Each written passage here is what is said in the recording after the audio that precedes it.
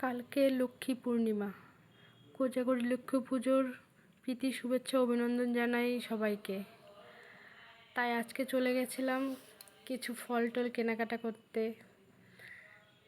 গ্রামে থাকলে এই সমস্ত জিনিস কিছু কিনতে হয় না, কিন্তু এইখানে এসে এই ধান গাছ, হলুদ গাছ সবই কিনে নিতে হচ্ছে।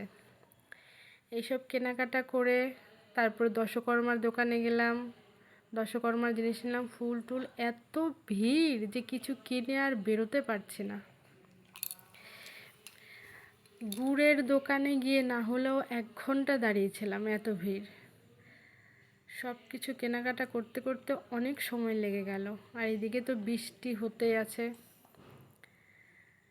বৃষ্টির জন্য লেট হলো বেরোতে, আর ভিড়ের মধ্যে গিয়ে পড়লাম। আর এই দেখো মা লক্ষ্মী প্রতিমা, কি সুন্দর দেখতে।